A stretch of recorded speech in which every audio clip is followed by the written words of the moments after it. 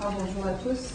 Vous avez remarqué que dans le document qu'on vous a procuré, on a placé les questions qui pourraient soutenir notre débat dans l'après-midi, mais aussi on a inséré les 12 compétences pour ceux qui les ont pas en tête toujours, et la compétence 12 qui est la compétence éthique avec toutes ses composantes.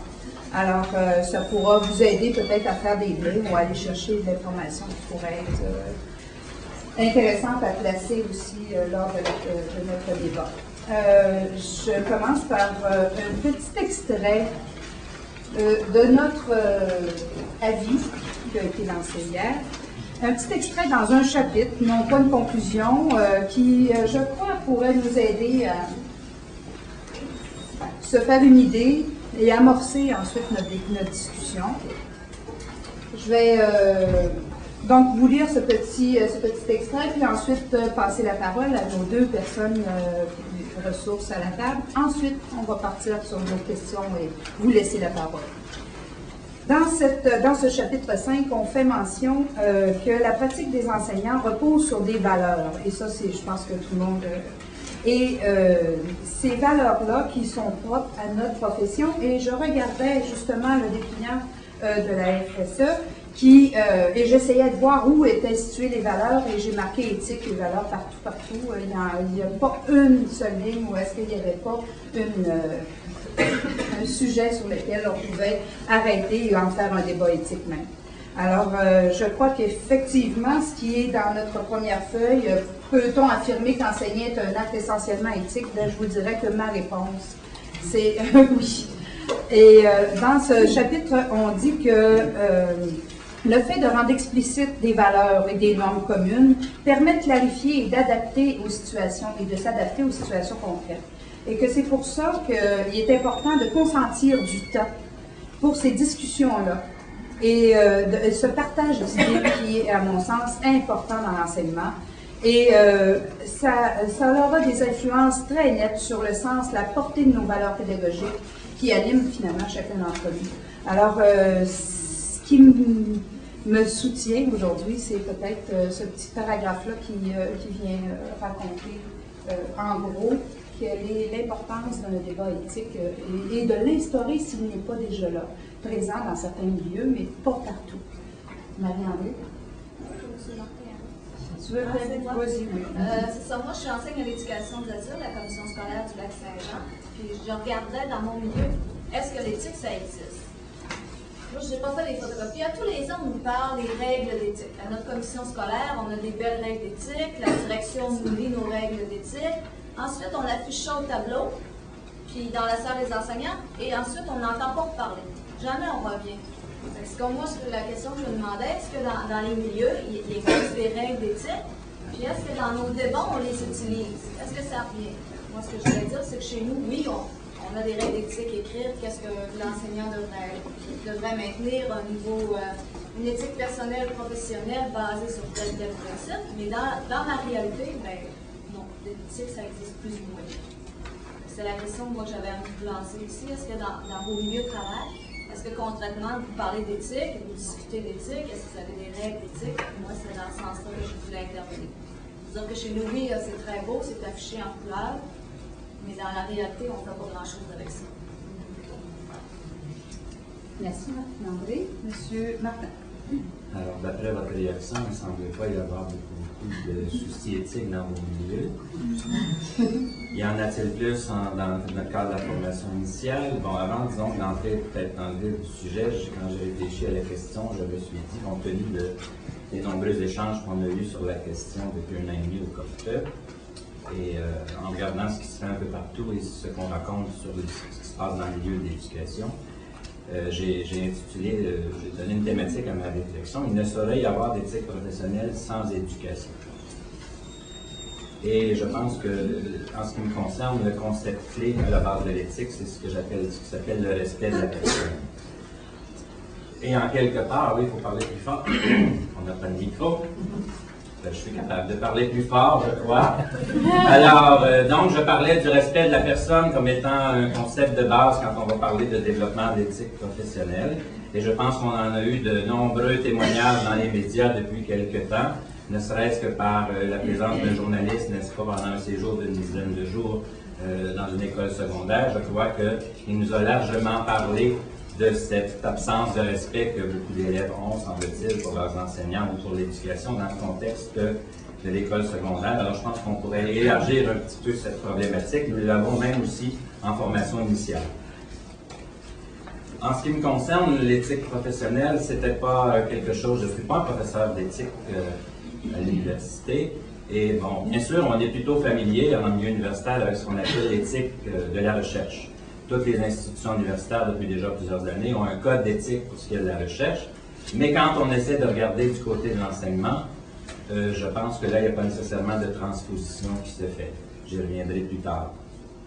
Plus concrètement, la question de l'éthique s'est posée dans ma pratique lorsque j'ai commencé à accompagner des stagiaires en stage 1. Donc, on a les nouveaux stages 1 il y a 7-8 ans.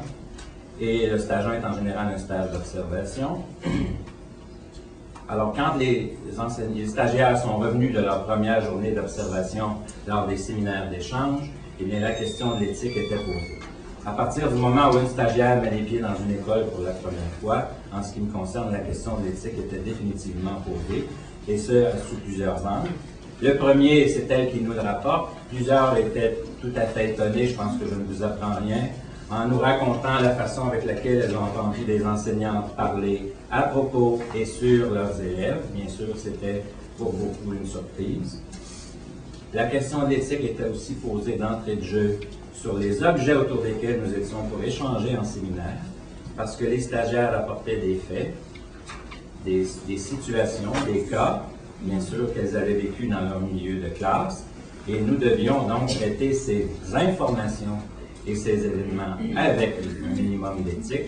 Alors, je pense que depuis ce temps-là, je peux dire que j'ai été sensibilisé à la question de l'éthique.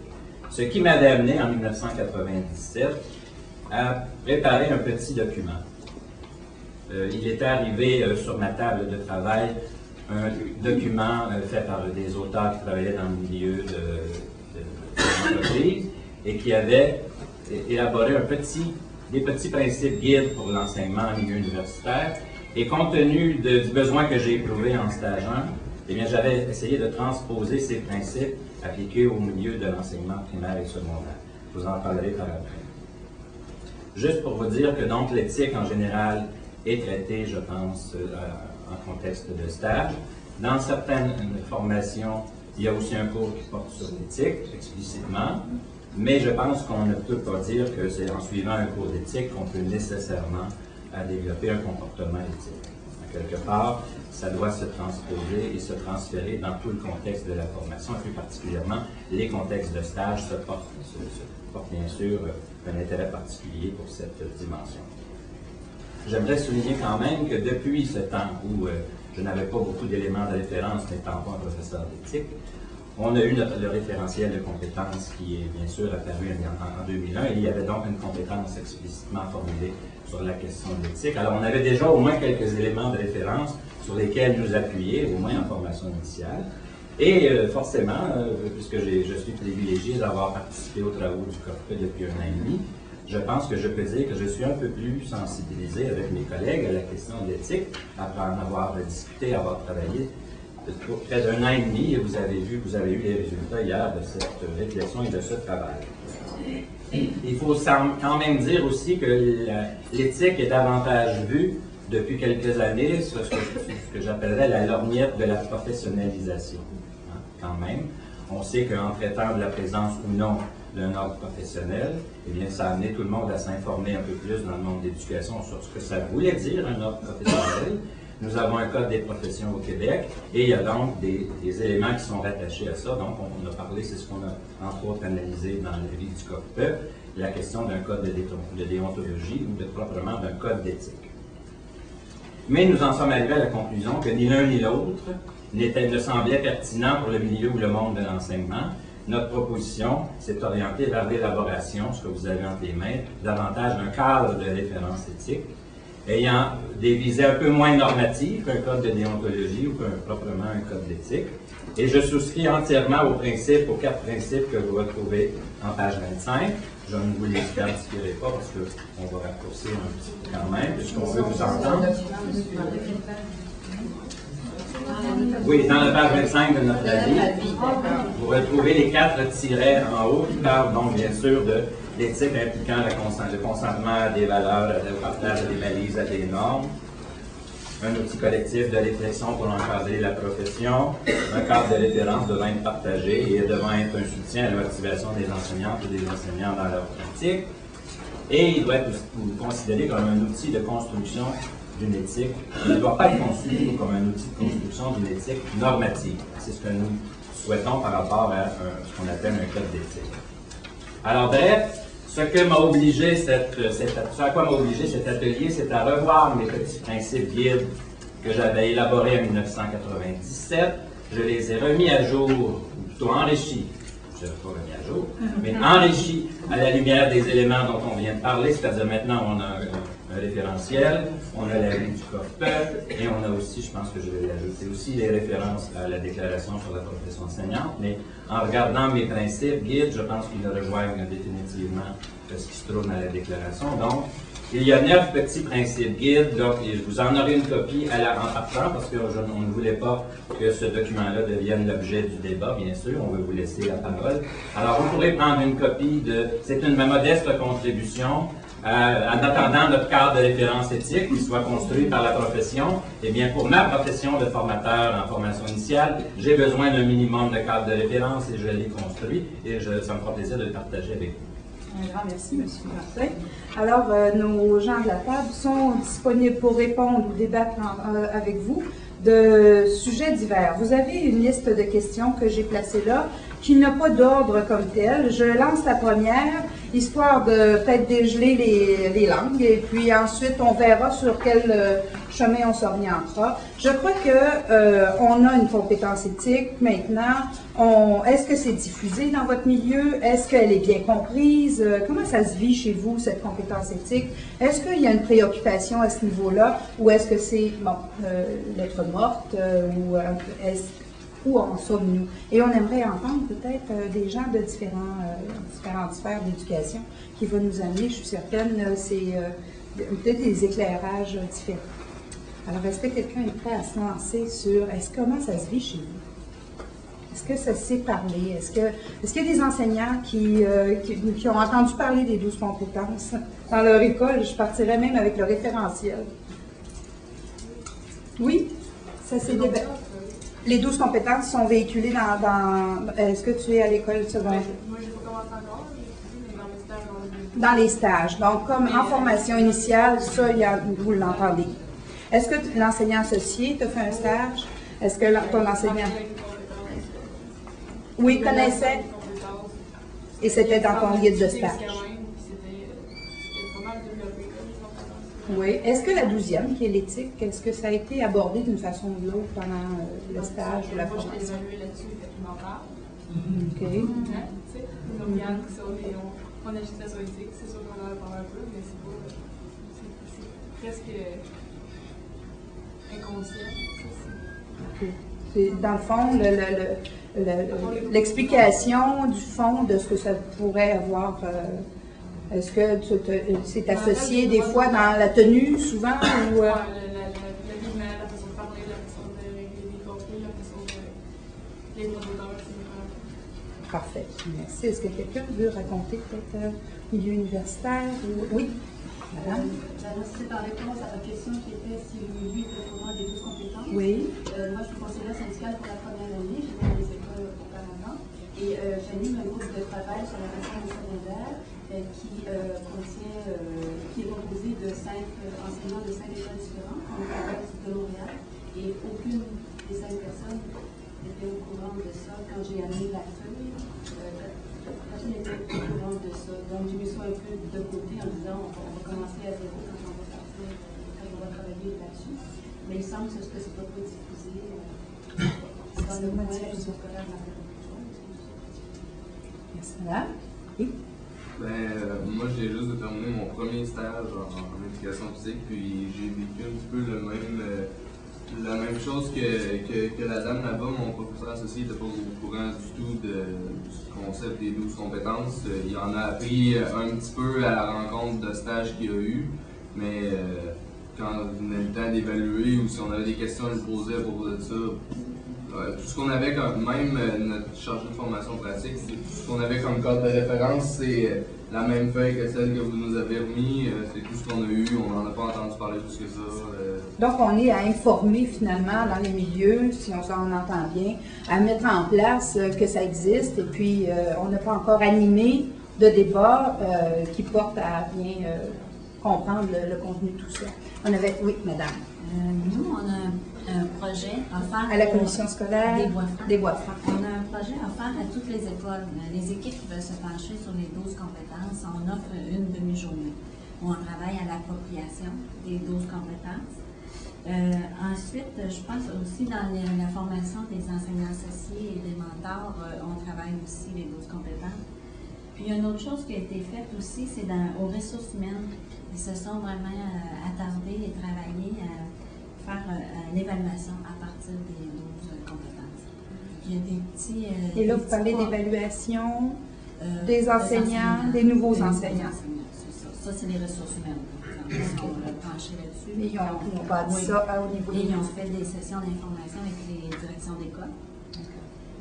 Il y a des petits pas qui se font. Il y a des écoles de plus en plus qui demandent là, la formation d'une demi-journée pour travailler avec l'équipe école à essayer de s'approprier. Donc, ça n'a pas encore fait le tour du monde de la commission scolaire, mais c'est démarré. Merci. Est-ce qu'on peut avoir d'autres vécus? Alors, oui. Peut-être juste situer votre rôle. Au milieu universitaire, je pourrais dire qu'on est encore au stade de balbutiement par rapport à la compétence éthique, même si elle est indiquée dans le référentiel de compétences.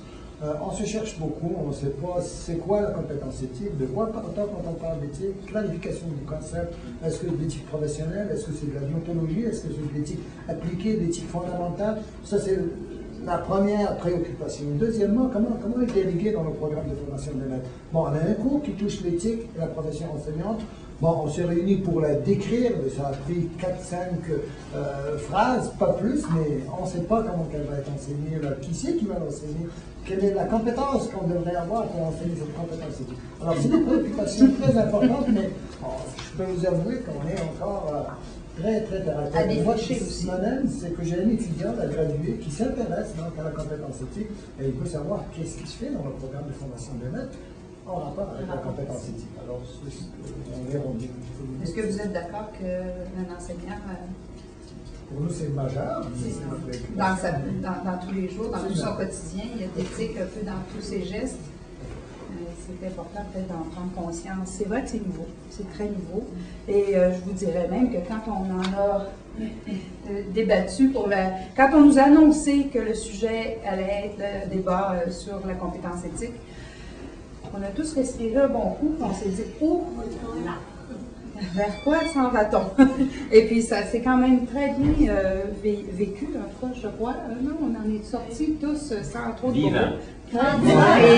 Et heureux du résultat, parce que je vous dis que c'était pas une réflexion facile à faire, c'est pas dans notre quotidien de s'arrêter à ce sujet-là. Madame? Oui, peut-être pour poursuivre un peu dans les préoccupations de formation initiale à l'université, souvent on va penser nos formations un cours, bien sûr qu'il faut définir de quelle éthique s'agit-il, mais peut-être que c'est un élément qu'on pourrait intégrer dans nos formations initiales de façon transversale. Parce que moi, ce que je perçois souvent, c'est qu'il y a des postures que nous acceptons des étudiants à l'université qui sont questionnables sur le plan de l'éthique professionnelle. Puis les étudiants vont garder cette même posture-là lorsqu'ils arrivent en milieu scolaire et ils vont faire des gaffes professionnelles et là, il faut ramasser ça avec eux. Et probablement qu'au début de la formation, la question éthique pourrait être prise en compte de façon transversale pour essayer, dans la gestion de nos négociations avec les étudiants, de leur faire prendre une posture éthique. Et alors, lorsqu'ils négocieront dans le milieu professionnel, en stage, peut-être que là, il y aura des balises qui seront déjà en place, mais il faudrait que ce soit présent là. Donc, vous dites, ça appartient un peu à tout le monde, autant à la formation initiale qu'aux enseignants en poste, qu'aux jeunes enseignants eux-mêmes. d'en être conscient de cette Dans la dimension. façon de négocier, de revendiquer, de questionner, les négociations sont intéressantes parce que c'est leur façon de comprendre les choses qui nous transmettent lorsqu'ils revendiquent. Et de voir comment on le fait. Comment on peut le faire C'est ça. dans le respect d'autrui. Madame? Oui, bonjour. Moi, je suis à l'Université du Québec en Outaouais. Et évidemment, la compétence 12, elle est nouvelle avec l'ensemble des compétences. Chez nous, au département, on a commencé à faire une étude, on l'a mis transversale, la compétence 12, la 1, la 2, la 11 et la 12, dans tous les plans de cours. Alors, on a fait une courte étude sur l'existence de la compétence 12 dans les plans de cours actuels d'ensemble des professeurs. La compétence 12 et ses manifestations. Et là, nous sommes en train de terminer cette petite étude-là, mais c'est juste pour vous dire qu'il n'y a pas 50% des professeurs qui l'ont vu dans leur cours, n'est-ce pas? Alors, c'est quelque chose qui est en opération, si vous voulez. Et là, on est une petite équipe aussi qui nous pencherons justement sur la compétence 12 à l'intérieur du département des sciences d'éducation, entre nous, les professeurs aussi. Alors, c'est pas évident.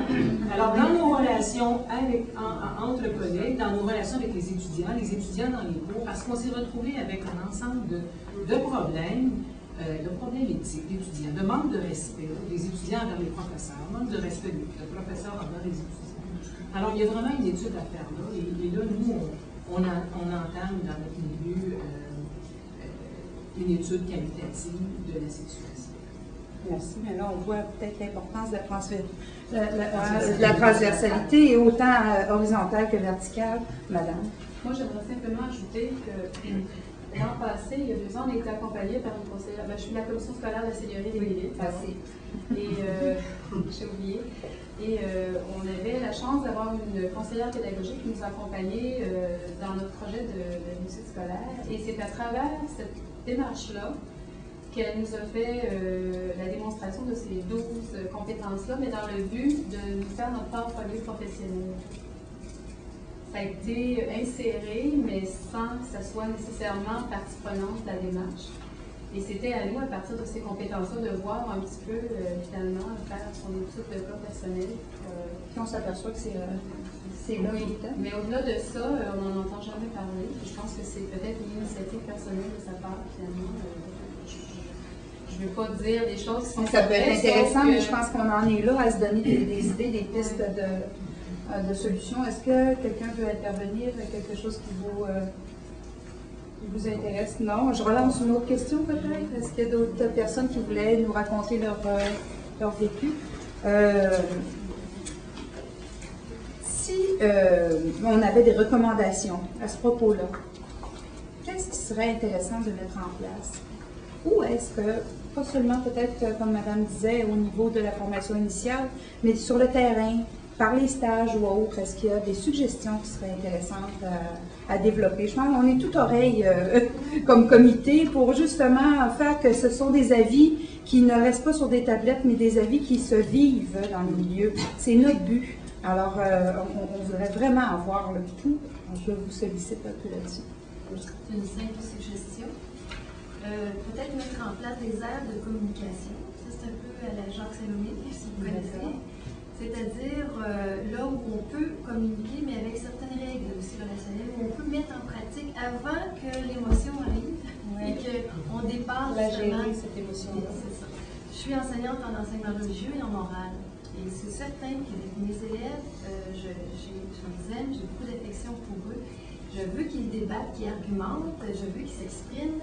Mais c'est le point, c'est le comment les amener à le faire de façon à ce qu'ils ne se sentent pas lésés, mais aussi de façon correcte et qu'ils se sentent compétents à la fin. Ah, j'ai réussi à dire ce que je veux de la bonne façon et ça a été entendu par les autres. Et entendu. Oui, c'est ça. Donc, il y a des règles à suivre. Puis, il y a certaines règles à mettre dans le... Est-ce que ces mêmes règles sont transférées dans l'équipe d'enseignants? Je le souhaite. C'est pour ça que je parle d'air de communication, où on pourrait justement parler de ça et aussi prendre quelque chose de plus léger au départ, pour ne pas être trop émotionnellement épris. Mais enfin, c'est ça. Moi, j'aime beaucoup M. Salomé, justement, parce qu'il a mis sur pied certaines règles relationnelles. Et moi, je le fais de plus en plus avec les élèves. Et ça les éclaire. S'il y a des verbes à l'intérieur de ce qu'ils donnent, qui sont très bons. On délaisse d'autres choses pour C'est un petit peu ce qu'on a au collégial en philosophie, ces premières règles d'argumentation, de débat. Peut-être que c'est loin rendu sur le terrain. Il faudrait peut-être se les rafraîchir en cours de route, effectivement. Est-ce qu'il y a d'autres suggestions, d'autres recommandations qui pourraient être intéressantes, vous pensez, pour le suivi de notre avis? Oui. Moi, c'est plutôt une crainte.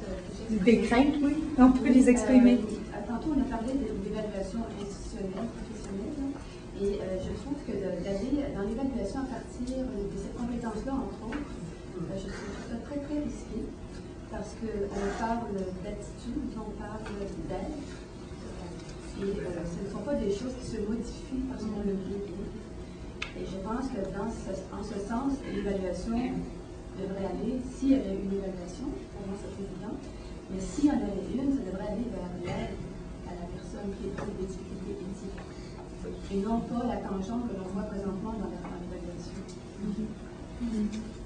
Merci. Intervention. Oui, monsieur. À l'Université Laval, j'ai la déformation de philosophe, excusez-moi.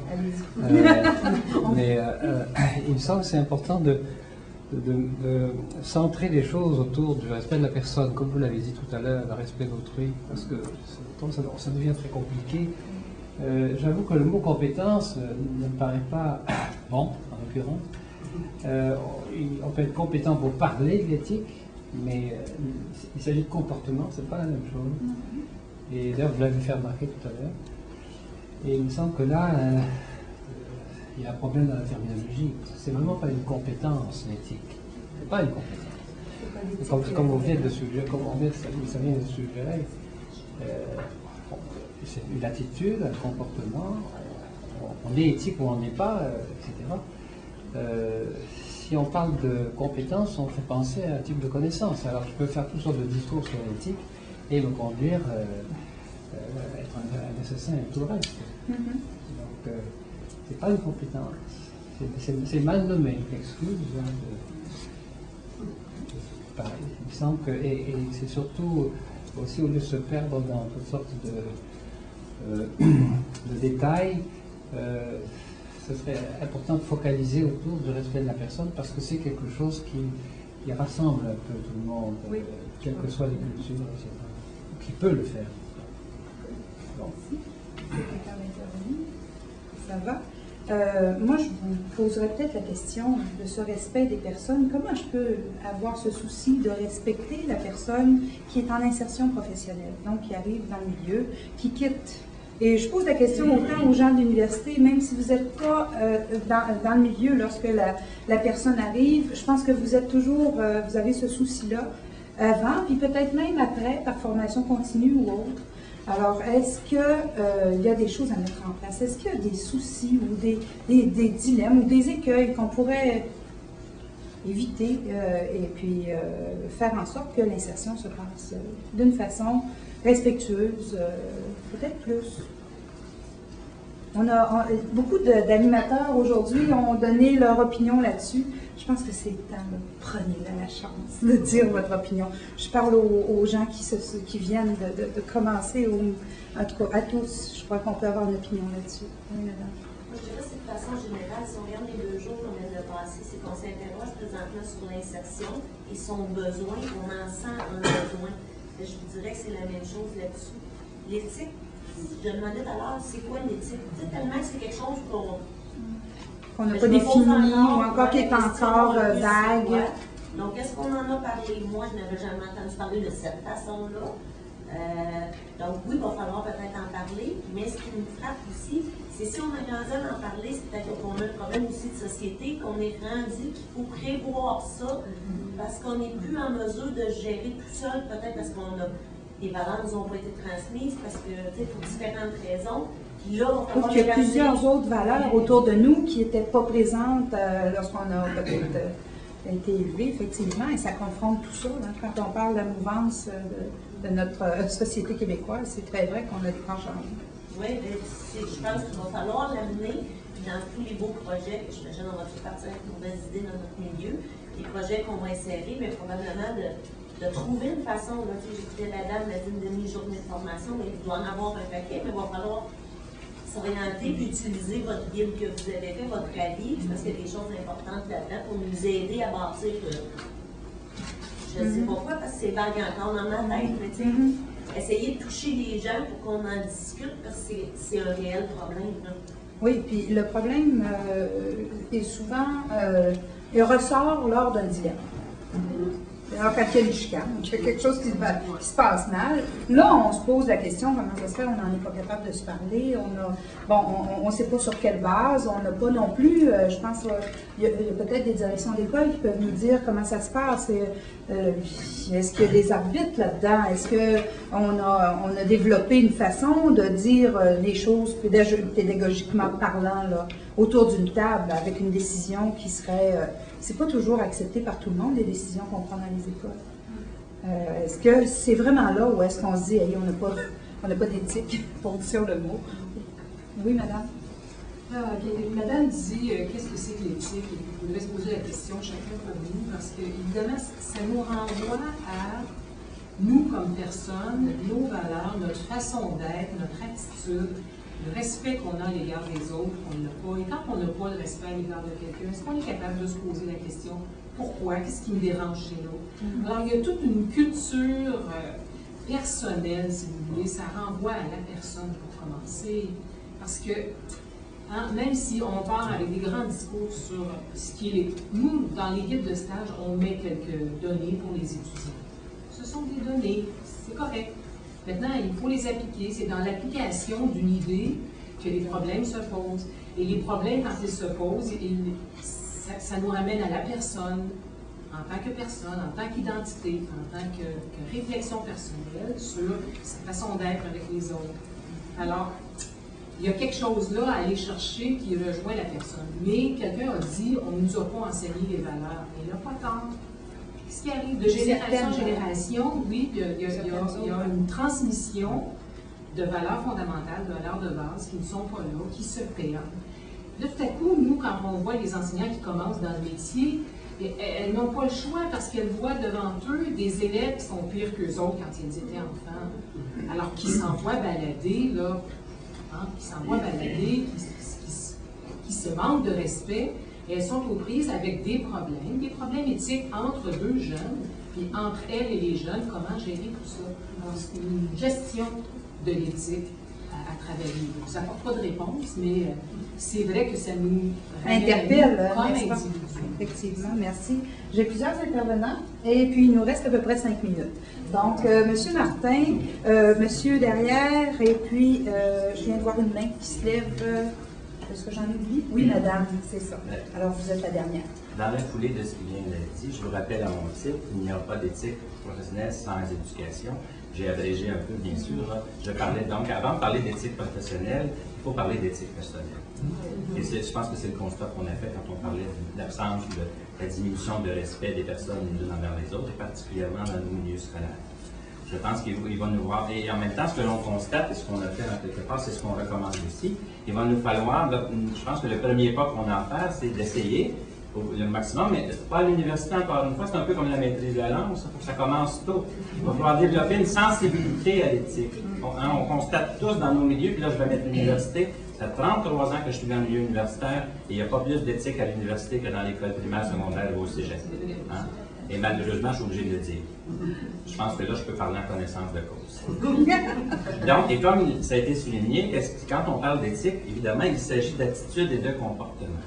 Et pour moi, c'est ce que je concluais de cette façon-là, eh bien, comment pouvons-nous, la meilleure façon, trouver une des meilleures stratégies pour essayer de développer l'éthique chez les autres, c'est d'en être un exemple. Et c'est agir comme témoin dans les milieux, dans tous les milieux scolaires.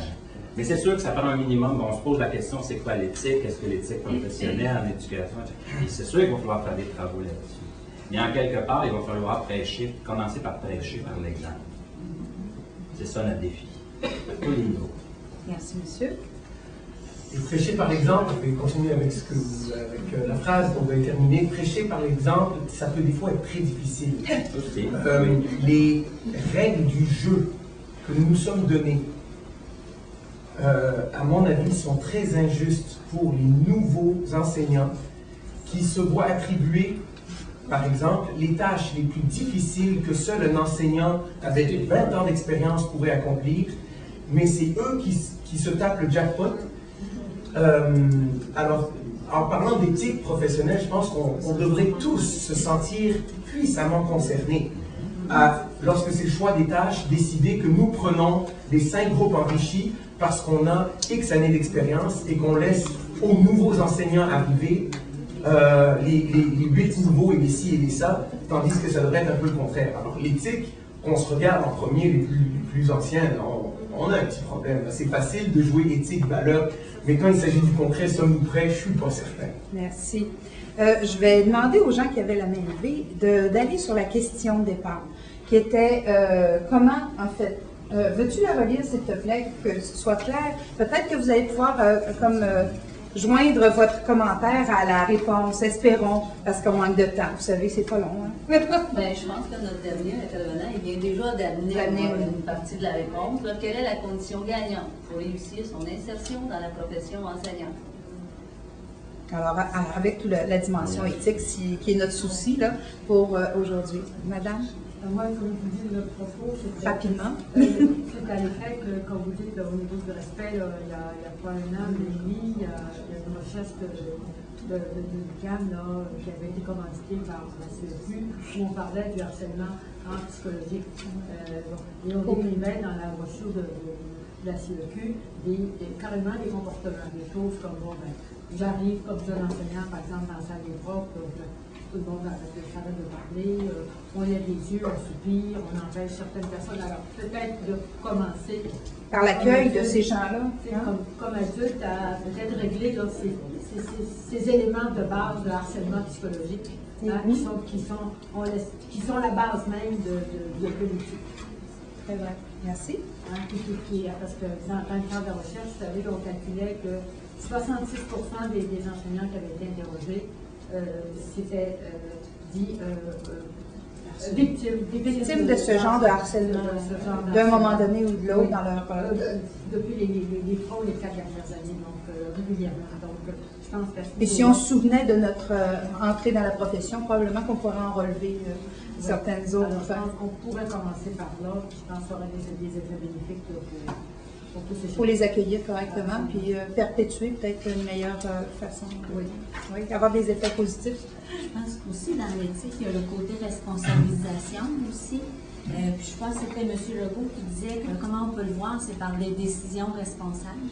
Puis quand on parle pour l'insertion professionnelle, on a peut-être des décisions responsables à prendre, comme M. disait, à part de tout ça. Puis comment le développer peut-être aussi chez nos gens, le jugement professionnel, des interventions professionnelles, on arriverait peut-être à des décisions responsables. Et puis, en arriver à une compétence éthique. Je pense qu'il y aurait une autre main levée, mais oui. C'est moi qui conclue? Bien, je pense qu'il nous reste encore 2 minutes. Hein? Mais je pense que les réalités de l'insertion que nous connaissons actuellement sont des occasions fertiles de favoriser les réflexions sur une éthique professionnelle. Dans notre commission scolaire, moi je suis étudiante au doctorat, je travaille avec une commission scolaire pour développer un programme de mentorat. Ça fait 2 ans que le programme existe. Et les mentors qui accompagnent les enseignants débutants et qui sont témoins de toutes sortes d'injustices en termes d'équité pédagogique sont obligés de regarder la propre structure dans laquelle ils baignent et à laquelle ils accordent du crédit, à laquelle ils souscrivent. Et ça fait vivre toutes sortes de malaises. Et à leur demande, on doit repenser les formations pour ces personnes-là l'année prochaine et ils souhaitent vraiment avoir des outils pour réfléchir sur des aspects éthiques entre eux et avec leurs enseignants débutants pour toucher différents aspects de la pratique. Alors, le changement ne pourrait-il pas venir aussi du terrain, de la part d'enseignants expérimentés, chez qui on trouve des personnes avec une éthique profonde et très intéressante. Des beaux modèles. Oui, à perpétuer. Madame. Oui, je pense que si on a des mesures à prendre, des budgets qui peuvent être débloqués pour justement parler d'éthique avant de parler de cadre de référence. Je pense que parallèlement, les recherches peuvent continuer à se faire. Mais je crois que si vraiment on veut conscientiser tout le monde, c'est partir de nous-mêmes, de nos expériences et des moments où on se réunit, c'est arrêter de montrer toujours des schémas et prendre un temps d'arrêt et se dire, mais nous, comment on vit l'éthique à tous les jours. Je pense que quand les gens sont confrontés, où ils se mettent dans la peau de ce qu'ils ont déjà vécu, de frustrant, je pense que là, on prend vraiment Ce retour, ça nous aide à nous remettre dans de comprendre, on l'a vécu. Je vous remercie beaucoup, le débat est déjà terminé.